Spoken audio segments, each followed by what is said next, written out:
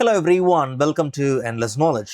இந்த வீடியோவில் எக்ஸலில் இருக்கக்கூடிய இமேஜ் ஃபங்க்ஷனை பற்றி தான் பார்க்க போகிறோம். ஸ்டார்டிங்கில் இமேஜ் ஃபங்க்ஷனுடைய பேசிக்ஸ் அது எப்படி ஒர்க் ஆகுது அப்படிங்கிறத குயிக்காக பார்த்துட்டு முக்கியமாக நம்ம ஃபோக்கஸ் பண்ணுற மெயினான ஒரு ப்ராப்ளம் என்னென்னா, கூகுள் ட்ரைவில் நாம் ஒரு இமேஜ் வச்சுருக்கிறோம். அந்த இமேஜோட லிங்க்கை இமேஜ் ஃபங்க்ஷனுக்குள்ளே யூஸ் பண்ணோம்னா அவுட்புட் பார்த்தீங்கன்னா வராது.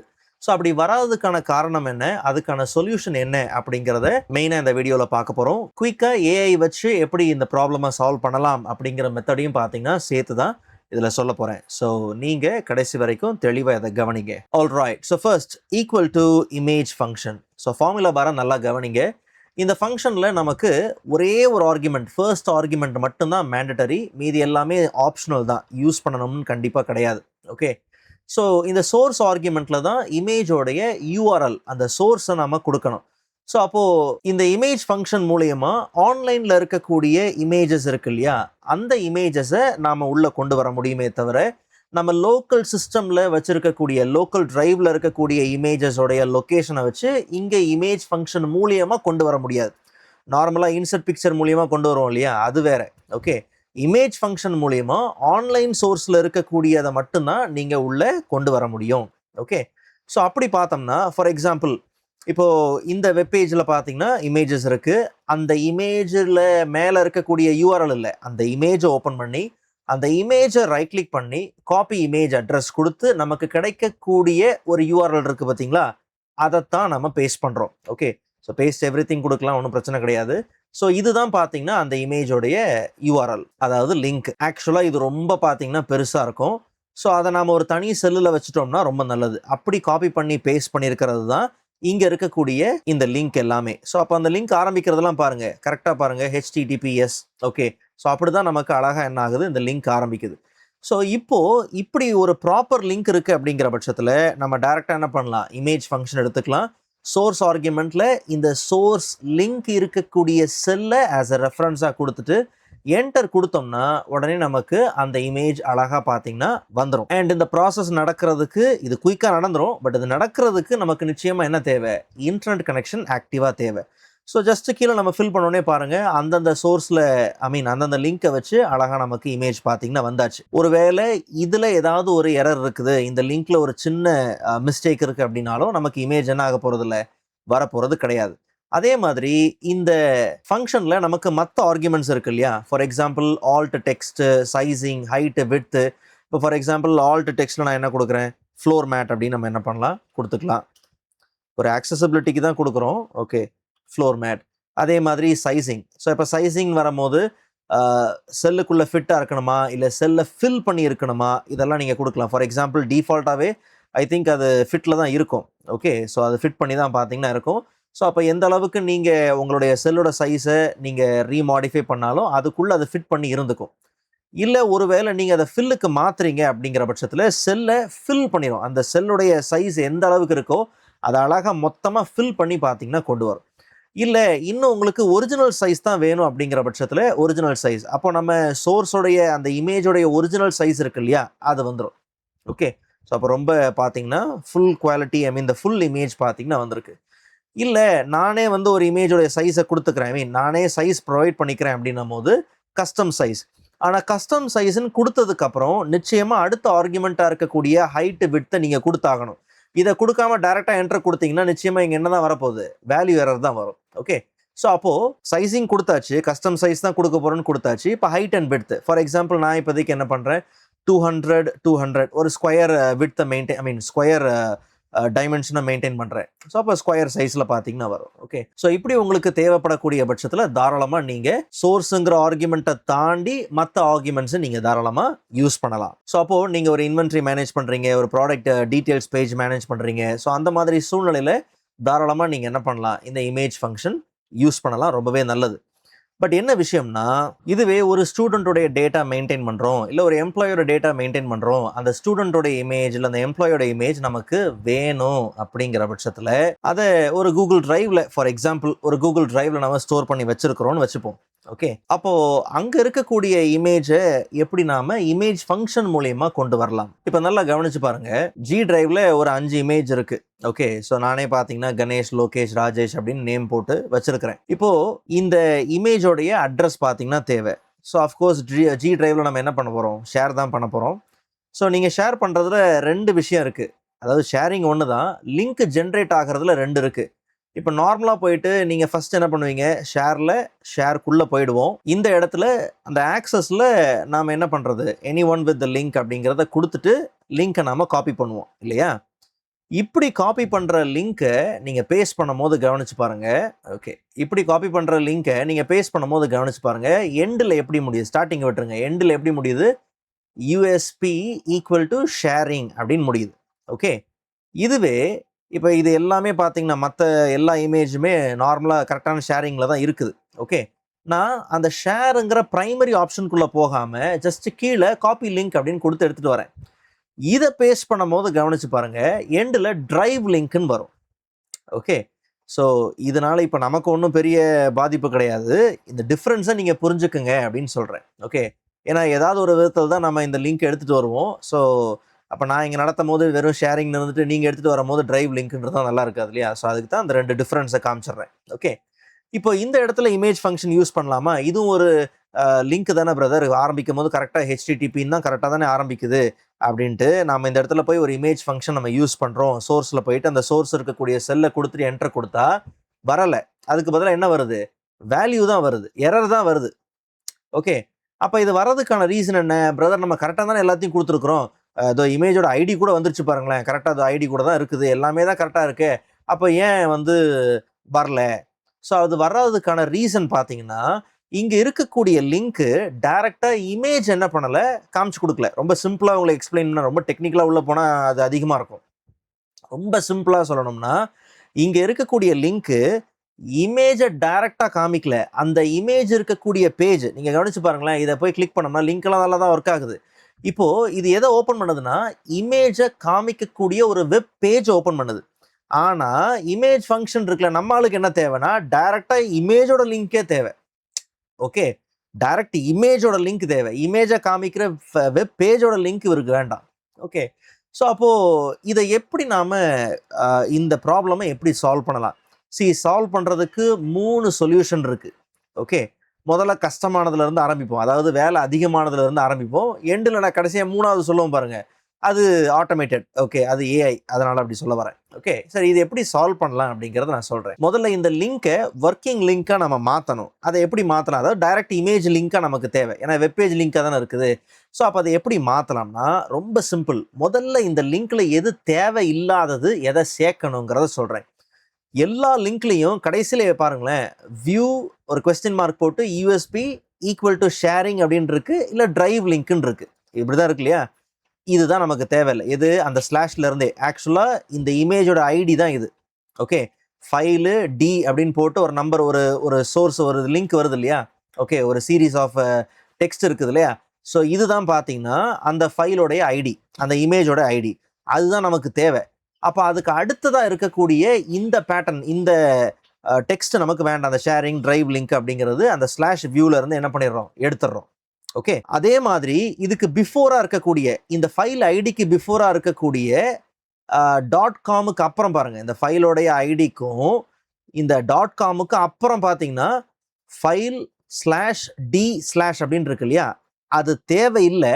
ஆனால் அந்த இடத்துல வேற ஒரு டெக்ஸ்ட் ரீப்ளேஸ் பண்ணி ஆகணும். ஓகே, என்ன டெக்ஸ்ட் ரீப்ளேஸ் பண்ணணும்னா கீழே இருக்கக்கூடிய இந்த டெக்ஸ்ட் தான், யூசி கொஸ்டின் மார்க் எக்ஸ்போர்ட் அப்படின்னு போட்டிருக்கேன் இல்லையா? இதுதான். ஸோ இதை டைரெக்டாக காப்பி பண்ணி பேஸ்ட் பண்ணிடலாம். பட் இருந்தாலும் நான் என்ன பண்ணுறேன், ப்ராப்பராக டைப் பண்ணுறேன். ஸோ இப்போ யூசி எல்லாம் ஸ்மால் லெட்டர் தான், ஒன்றும் பெரிய இதெல்லாம் கிடையாது. Okay, export equal to same அதே வியூ தான் கொடுக்குறோம் அண்ட் ஐடி. ஸோ அந்த இடத்துல எந்த விதமான ஸ்லாஷும் வரல, பிஃபோராக இருக்கக்கூடிய ஸ்லாஷை வச்சாச்சு. ஐடி ஈக்குவல் டு அப்படின்னு முடியும். ஸோ அப்போ அந்த இடத்துல ஃபைல் டி அப்படின்னு இருந்ததை எடுத்துட்டு நாம் என்ன பண்ணியிருக்கிறோம், இந்த டெக்ஸ்ட்டை சேர்த்துருக்கிறோம். ஒன்ஸ் கவனிச்சு பாருங்க, இதை என்டர் கொடுத்த உடனே ஆட்டோமேட்டிக்காக நமக்கு என்ன வந்துரும்னா இமேஜ் வந்துடும். வந்துருச்சா?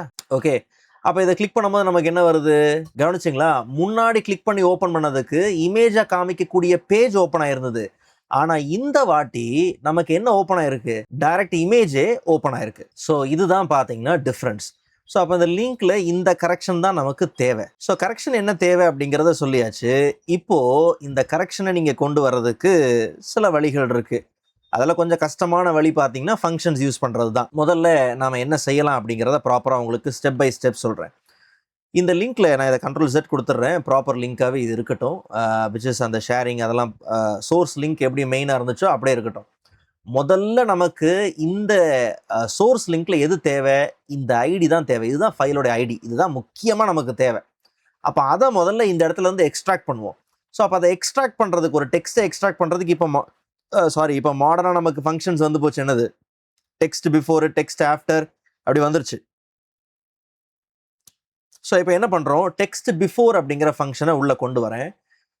ஆனால் இந்த ஃபங்க்ஷனுக்குள்ளே அடுத்தது குயிக்காக நம்ம யாரை உள்ளே கொண்டு வரோம்னா டெக்ஸ்ட் ஆஃப்டருங்கிற ஃபங்க்ஷனை கொண்டு வரேன். ஓகே, இப்போ நம்ம உடனே யோசிப்போம், டெக்ஸ்ட் பிஃபோர் ஃபங்க்ஷனில் டெக்ஸ்ட் ஆர்குமெண்ட்டில் டெக்ஸ்ட் இருக்கக்கூடிய செல்லை தானே பிரதர் நீங்கள் கொடுக்கணும். எஸ், அப்படி தான் கொடுக்கணும்.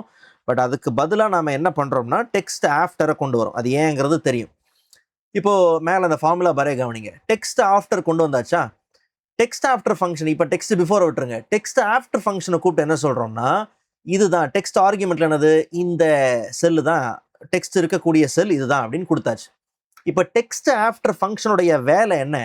நாம ஒரு டீலிமிட்டர், இப்போ அடுத்தது என்ன கேட்குது? டீலிமிட்டர் கேட்குதா? நாம கொடுக்குற டீலிமிட்டருக்கு அப்புறமா இருக்கக்கூடிய டெக்ஸ்ட்டை, ஆஃப்டர்ல இருக்கக்கூடிய டெக்ஸ்ட்டை எக்ஸ்ட்ராக்ட் பண்ணி கொண்டு வர்றது தான் இந்த டெக்ஸ்ட் ஆஃப்டர் ஃபங்க்ஷனுடைய வேலை. ஓகே, அப்போ நமக்கு தேவையானது இந்த ஃபைலோடைய ஐடி. இந்த ஃபைலோடைய ஐடி எந்த டீலிமிட்டருக்கு அப்புறமா வருது அப்படின்னு நம்ம எடுத்துக்கிட்டோம்னா டி ஸ்லாஷ், வெறும் ஸ்லாஷ் போட்டுறக்கூடாது, டி ஸ்லாஷ். ஓகே, ஸோ அப்போது டி ஒரு ஃபார்வர்ட் ஸ்லாஷ் அப்படின்னு போட்டுட்டோம்னா இப்போ ஒன்றும் இல்லை, ப்ராக்கெட்டை க்ளோஸ் பண்ணிவிட்டு ஜஸ்ட் இதை மட்டும் செலக்ட் பண்ணி காமிக்கிறேன் பாருங்கள். அப்போ ரிசல்ட் என்ன கொண்டு வருதுன்னு பாருங்கள். மேலே பாருங்கள், நல்லா கவனிங்க. கரெக்டாக டி ஸ்லாஷுக்கு அப்புறம் இருக்கக்கூடிய ஃபைலோடைய ஐடி, அதுக்கப்புறம் தான் நமக்கு எண்டில் தேவையில்லாத அந்த view USB equal to sharing இதெல்லாம் பார்த்தீங்கன்னா இருக்குது. ஓகே, அப்போது டெக்ஸ்ட் ஆஃப்டர், இப்போ தான் நல்லா கவனிக்கணும். டெக்ஸ்ட் ஆஃப்டர் நாம் கொடுத்த டீலிமிட்டருக்கு அப்புறமா இருக்கக்கூடிய டெக்ஸ்ட்டை எக்ஸ்ட்ராக்ட் பண்ணி கொண்டு வந்துருச்சு இல்லையா? கொண்டு வந்த அந்த டெக்ஸ்ட்டை யாருக்கிட்ட கொண்டு போய் கொடுக்குறாரு? இவர் டெக்ஸ்ட் பிஃபோர் கிட்ட கொண்டு போய் கொடுக்குறாரு. இப்போ டெக்ஸ்ட் பிஃபோருக்கு தெரிஞ்சது என்னது? இதுதான். ஓகே, இந்த டெக்ஸ்ட்ல எந்த டீலிமிட்டருக்கு பின்னாடி இருக்கக்கூடிய டெக்ஸ்ட்டை எக்ஸ்ட்ராக்ட் பண்ணணும். ஏன்னா முன்னாடி நம்ம யூஸ் பண்ணது டெக்ஸ்ட் ஆஃப்டர். டெக்ஸ்ட் பிஃபோர் ஃபங்க்ஷனுடைய வேலை என்ன? ஒரு கொடுக்குற டீலிமிட்டருக்கு பின்னாடி பிஃபோர்ல இருக்கக்கூடிய டெக்ஸ்ட்டை எக்ஸ்ட்ராக்ட் பண்ணணும். ஸோ அப்போ என்ன பண்றோம்னா கமா கொடுத்து டீலிமிட்டர்ல போயிட்டு நீங்க நல்லா திருப்பி ஒரு வாட்டி கவனிச்சுக்கோங்க. இந்த டெக்ஸ்ட்ல நமக்கு தேவை இல்லாதது என்னது? இந்த ஸ்லாஷுக்கு அப்புறம் இருக்கக்கூடிய வியூ. ஓகே, இதெல்லாம் தேவையில்லை. பட் இந்த நம்ம பிரைமரி ஃபோக்கஸ் பண்ணுறது என்னது? ஸ்லாஷுக்கு பிஃபோராக இருக்கக்கூடிய அந்த ஃபைலோடைய ஐடி. ஸோ அப்போ என்ன பண்ணுறோம்? ஆப்வியஸாக ஸ்லாஷ் அப்படின்னு கொடுத்தாச்சு. ஓகே, ஸோ அப்போது என்ன ஆகுது? கரெக்டாக அந்த ஃபைலோடைய ஐடி மட்டும், அப்படி பார்த்தா எல்லா ஃபைலோடைய ஐடி வந்துருச்சா? எல்லா ஃபைலோடைய ஐடியும் வந்தாச்சு. ஓகே, இப்போ நமக்கு தேவையானது என்னன்னா இந்த ஐடி எல்லாம் ஓகே, ஆனா இந்த ஐடிக்கு பிஃபோரா, ஓகே, இந்த ஐடிக்கு பிஃபோரா நமக்கு ரெண்டு விஷயம் தேவை. ஒன்று, அதாவது என்னன்னா இந்த https drive google.com அப்புறம் UC export equal to அந்த வியூ அண்ட் ஐடி, இதெல்லாம் நமக்கு தேவை. ஸோ இதை நாம் கொண்டு வரணும். ஸோ இதை பெட்டர் காப்பி அண்ட் பேஸ்ட்டுங்கிறதே பெஸ்ட் தான். ஓகே, அப்போ நம்ம கன்கேட்னேட் தான் பண்ண போகிறோம். ஸோ கன்கேட்னேட் பண்ணுறதுக்கு நம்ம என்ன பண்ணலாம்? டெக்ஸ்ட் ஜாயின் ஃபங்க்ஷன் நம்ம யூஸ் பண்ணலாம். பட் அதுக்கு முன்னாடி நமக்கு தேவையான இந்த ரெண்டு விஷயத்தை காப்பி பண்ணிக்கிறோம். ஒன்று என்னது? இந்த google.drive.com அப்படின்னு இருக்கு இல்லையா? drive.google.com, அதை ஒரு காப்பி. அண்ட் நமக்கு தேவையான இந்த செல்லில் இருக்கக்கூடிய டெக்ஸ்டையும் ஒரு காப்பி பண்ணிக்கலாம். ஓகே, இப்போ கவனிங்க. டைரெக்டாக என்ன பண்ணுறோம்? எல்லா அந்த டெக்ஸ்ட் பிஃபோருக்கு முன்னாடி, ஓகே, இந்த எக்ஸ்ட்ராக்ஷனுக்கு முன்னாடி போயிட்டு டெக்ஸ்ட் ஜாயின் ஃபங்க்ஷனை கொண்டு வந்ததுக்கப்புறம் டெக்ஸ்ட் ஜாயின் ஃபங்க்ஷன் என்ன கேட்குறாரு? டெக்ஸ்ட்டை நான் ஜாயின் பண்ணுறதுக்கு எந்த டீலிமிட்டரை யூஸ் பண்ணணும்னு கேட்குறாரு. அஃப்கோர்ஸ் நமக்கு எதுவுமே தேவை கிடையாது. ஸோ அப்போ என்ன பண்ணுறோம்? டபுள் கோட்டுக்குள்ளே நான் எதுவுமே கொடுக்கல, கம்ப்ளீட்டாக எம்டியாக விட்டாச்சு. ஓகே, அதை கொடுக்காம அதுக்கு அடுத்தது என்னது? இக்னோர் எம்டியான செல்லை இக்னோர் பண்ணணுமா? எஸ், இக்னோர் பண்ணிக்கோ அப்படின்னு கொடுத்தாச்சு. இப்போ தான் சேர்க்க வேண்டிய, அதாவது ஜாயின் பண்ண வேண்டிய டெக்ஸ்ட் 1 என்ன, டெக்ஸ்ட் 2 என்ன, டெக்ஸ்ட் 3 என்ன அப்படின்னு கேட்குறாரு. அப்போது முதல் டெக்ஸ்ட்டாக என்ன இருக்கணும்னா இந்த ஹெச்டிடிபிஎஸ் தான் இருக்கணும். ஓகே, அப்போது டபுள் கோட் ஒன்று ஓப்பன் பண்ணிவிட்டு எதை உள்ளே கொண்டு வரேன்னா இந்த ஹெச்டிடிபிஎஸ் drive.google.com இருக்கு இல்லையா, அதை கொண்டு வரோம். அண்ட் கொண்டு வந்தோடனே என்ன பண்ணுறோம், டபுள் கோட் க்ளோஸ் பண்ணிக்கிறோம். இப்போ நாம் கொண்டு வந்தது என்னது, இந்த டெக்ஸ்ட் என்னது, டெக்ஸ்ட் 1. டெக்ஸ்ட் 2ல் இதுக்கு அடுத்ததான் என்ன வரணும், இந்த யூசி ? எக்ஸ்போர்ட்னு வரணும்ல, இது தேவை. ஸோ அப்போ இந்த இடத்துல என்ன பண்ணுறோம், டபுள் கோட்டில், அதாவது டெக்ஸ்ட் 2ல் என்ன ஜாயின் பண்ணணும்னா அடுத்த டெக்ஸ்ட் என்னது, எஸ், இது ஆஸ் அ டெக்ஸ்ட் 2வாக என்ன பண்ணணும், ஜாயின் பண்ணணும். இப்போ கமா கொடுத்தோம்னா இந்த டெக்ஸ்ட் பிஃபோர் டெக்ஸ்ட் ஆஃப்டர் இந்த மொத்த கான்செப்டை எதுக்குள்ளே அடங்குது, இது ஒரு டெக்ஸ்ட்டை கொண்டு வரும்ல, இது வந்து ஒரு ஃபைல் ஐடியை பார்த்தீங்கன்னா கொண்டு வரும்ல, இந்த டெக்ஸ்ட்டு ஆஸ் அ டெக்ஸ்ட் 3ஆக பார்த்தீங்கன்னா இருக்கணும். அப்போது நமக்கு நம்ம 3 டெக்ஸ்ட் ஜாயின் பண்ணுறோம். ஃபர்ஸ்ட் டெக்ஸ்ட் என்னது, drive.google.com. ஓகே, ரெண்டாவது டெக்ஸ்ட் என்னது, யூசி எக்ஸ்போர்ட். மூணாவது டெக்ஸ்ட் என்னது, ஃபைலோட ஐடி. இது எல்லாத்தையும் ப்ராக்கெட் க்ளோஸ் பண்ணோம்ல, இது எல்லாத்தையும் நம்ம ஜாயின் பண்ணி கொண்டு வரோம். அப்போ நமக்கு ஒரு ப்ராப்பரான லிங்க் வந்துருச்சா, எல்லாத்துக்குமே வந்துடும் பாருங்க, வந்துருச்சா. இப்போ இது எல்லாத்துக்கும் முன்னாடி இப்போ இது எல்லாத்தையும் சேர்த்தா நமக்கு என்ன கிடைக்க போகுது, நமக்கு தேவையான சோர்ஸ் லிங்க். அப்போ என்ன பண்ண போகிறோம், நேராக முதல்ல இது எல்லாத்தையும் எதுக்குள்ளே ரேப் பண்ண போகிறோம்னா இமேஜ் ஃபங்க்ஷனுக்குள்ளே ரேப் பண்ணுறோம். அவ்வளோதான், வேறு ஒன்றுமே இல்லை. டைரெக்டாக ப்ராக்கெட்டை க்ளோஸ் பண்ணிட்டு என்டர். கனெக்ட் அப்படின்னு எரர் வருதுன்னா எஸ், ஆக்சுவலாக ஒரு தப்பு பண்ணியிருக்கிறோம். என்னென்னா இந்த இடத்துல ஃபைல் அப்படிங்கிறது ஆக்சுவலாக தேவை கிடையாதுல்ல, ஃபைல் டி அதெல்லாம் எதுவுமே தேவையில்லை. ஸோ அதை நம்ம சேர்த்துட்டோம், வேறு ஒன்றுமே இல்லை. இப்போ நமக்கு இமேஜ் கரெக்டாக பார்த்தீங்கன்னா உள்ளே வரணும். அண்ட் ப்ராப்பராக ஃபில் பண்ணோம்னா எல்லாத்துக்கும் இமேஜ் நமக்கு கரெக்டாக பார்த்தீங்கன்னா வந்தாச்சா, எஸ். அண்ட் இந்த சோர்ஸை ஃபைனலாக நம்ம என்ன பண்ணிடலாம், இந்த சோர்ஸ் காலமை நம்ம ஹைட் பண்ணிக்கலாம். அதுக்கப்புறம் தேவைன்னா நம்ம யூஸ் பண்ணிக்கலாம், நோ ப்ராப்ளம். இதுக்கப்புறம் ஆஸ் யூஷுவல் நமக்கு தேவைக்கு ஏற்ற மாதிரி நாம் விட்த்து ஹைட்டு எல்லாத்தையும் நம்ம என்ன பண்ணலாம், மெயின்டைன் பண்ணிக்கலாம். ஸோ அப்போ முன்னாடி ஒர்க் ஆகாமல் போனதுக்கான ரீசன் என்னது, அது வெப் பேஜோடைய லிங்க்கு டைரக்ட் இமேஜோட லிங்க் கிடையாது. இப்போ டைரக்ட் இமேஜோட லிங்க்கை நாம் கொண்டு வந்திருக்கிறோம். ஸோ இந்த வேலையை இன்னும் சிம்பிளாக முடிக்க முடியும். ஸோ ஒன் ஆஃப் த அதாவது ரொம்ப ப்ராப்பராக ஃபங்க்ஷன்ஸ் எல்லாம் கொடுத்து ரொம்ப டைனமிக்காக நீங்கள் மாற்றி கொண்டு வரணும்னா இந்த ஆப்ஷன் நீங்கள் யூஸ் பண்ணலாம். ஏன்னா இதுக்கப்புறம் நீங்கள் 100 இமேஜஸ் நீங்கள் எடுத்துகிட்டு வரணும் அப்படின்னாலும் நோ ப்ராப்ளம். லிங்க்கை நீங்கள் பேஸ்ட் பண்ண ஜஸ்ட் நீங்கள் கீழே ஃபில் பண்ணிட்டு போயிட்டே இருக்கலாம், நோ ப்ராப்ளம். ஓகே, இல்லை இதை விட குயிக்கான ஒரு சொல்யூஷன் வேணும், ரொம்ப டைனமிக்காலாம் இருக்குன்னு அவசியம் கிடையாது அப்படிங்கிற பட்சத்தில் ஃபைண்ட் அண்ட் ரீப்ளேஸ் நீங்கள் செய்யலாம். Okay, no problem.